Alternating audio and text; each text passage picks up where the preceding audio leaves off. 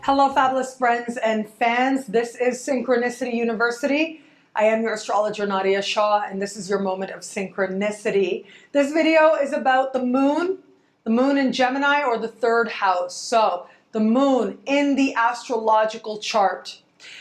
Now, the sign and the house, they have a natural correspondence, but one doesn't necessarily mean the other. So if you are a person with the moon in Gemini, you want to focus on that section, but you may also relate to some elements having to do with having the moon in the third house. But you will also want to watch the moon, the video for the moon in the house that it is actually in your chart. So, and the same is true vice versa as well. If you've got the moon in the third house, but not necessarily in Gemini, you'll relate to some of the Gemini stuff. However, you do want to be sure to watch the video having to do with your sign.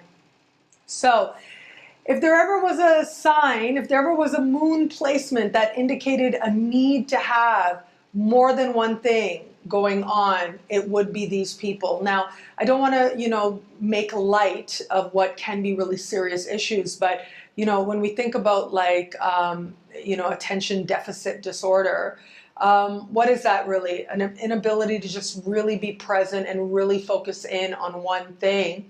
Almost like a need to have several things going at the same time in order to ultimately make use of the attention in a productive way.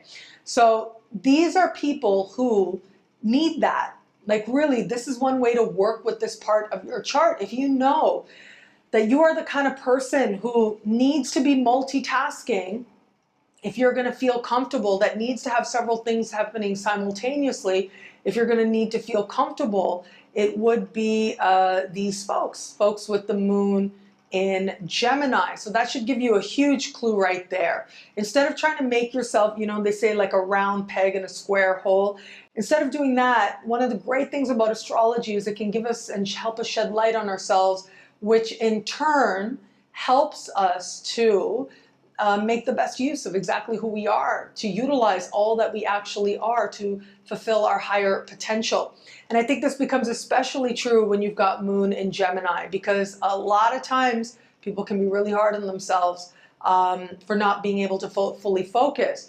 But here's the trick, right? The trick is that you want to stay focused on one path long enough to actually see results. You don't want to become so much of a jack of all trades that you are a master of none. So if there is a way, like even just sort of on your own level, your own mind level, if you can sort of figure out a way to do many things, but sort of under the same umbrella and leading you to the same goals, then that's one way to utilize this energy very much to your advantage. These are people who like witty. They like being witty, and they like to be around people who are witty. They like conversations to be fast, and they like a sense of, and look, I think that Gemini is very much the sign of the double entendre. People with moon in Gemini can be really good at that and really like that a lot. These are people who sometimes it might be a little bit too much, like to be well read is possible. I think moon in the third house is much more about being well read, and then the sign tells you what types of things you like to read. But I think Gemini itself, the energy of the sign of Gemini is really fast, and sometimes reading can slow things down. Having to type things out can slow things down. But depending on what else is happening, like if you've got some Saturn, aspects of Saturn happening to that moon, that can ground it enough so that you actually are then turning that energy around to actually get that writing done, to actually get that book done that you've been wanting to do, to actually start thinking about things a little bit more methodically. So this is one way in which certain energies like Saturn, which sometimes we think of as so negative, can actually work very much to our advantage. And moon in Gemini types, now especially when I think about relationships, because the moon is connected to our sort of emotional state, emotional well-being.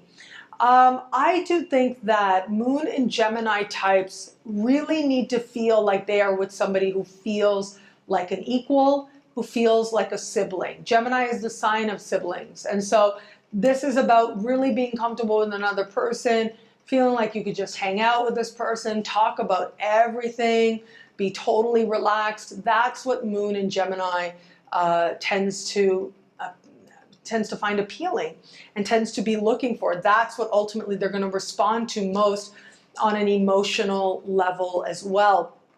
Now, these are people who can be really good at, I think about this idea of how some people can sort of, you say something and they can find a way to twist it and make it mean whatever they want it to mean, or they can find a way to twist it to get you saying things you didn't necessarily mean, or having you go in different directions.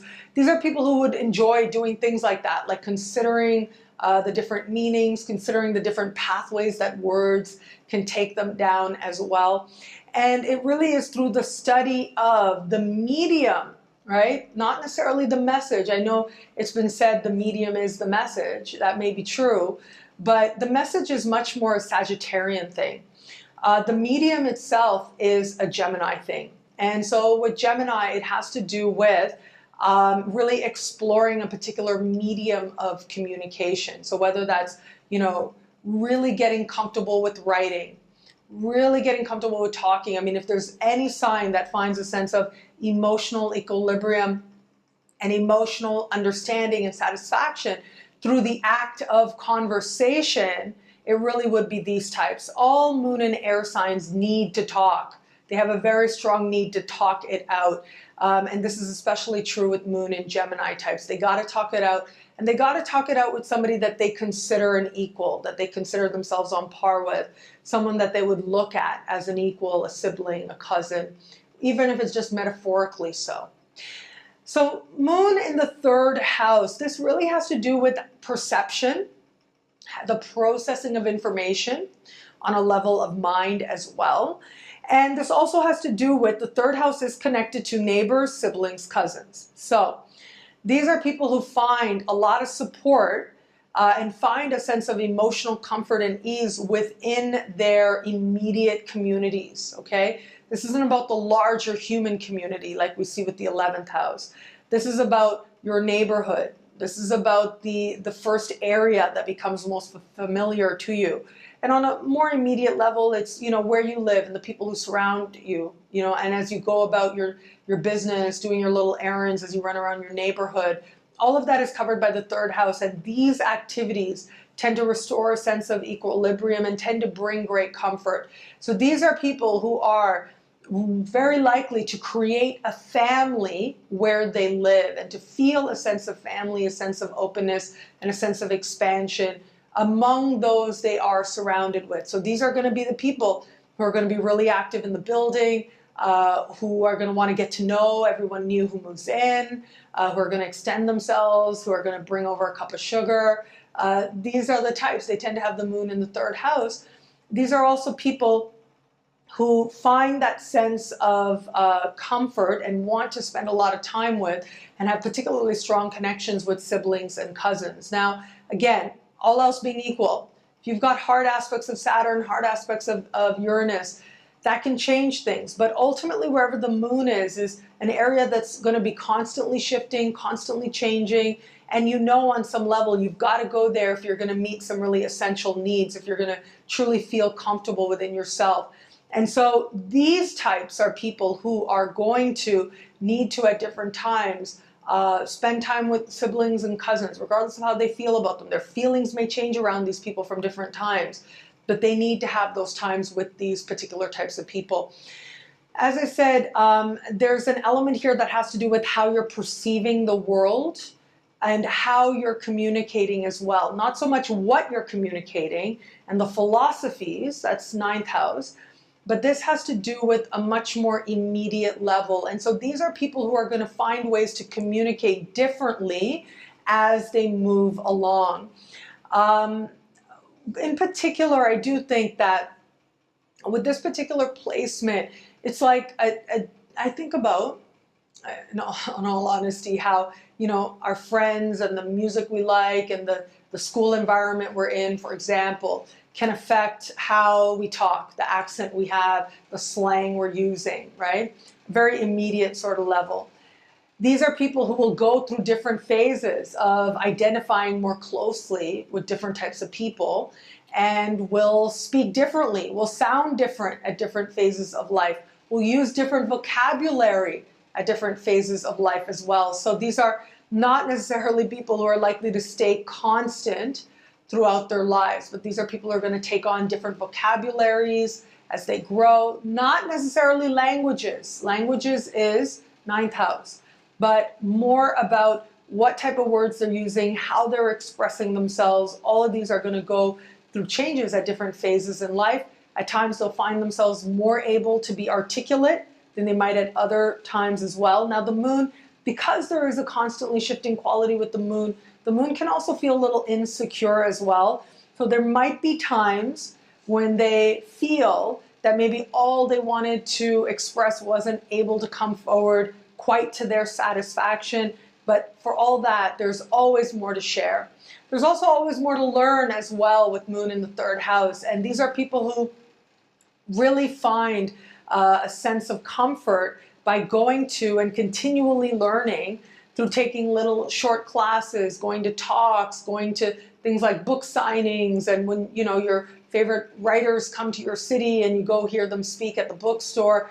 These types of things are stuff that is going to appeal to these types of people. They're going to find instant camaraderie in these types of places, little skill building class, little one-day workshops.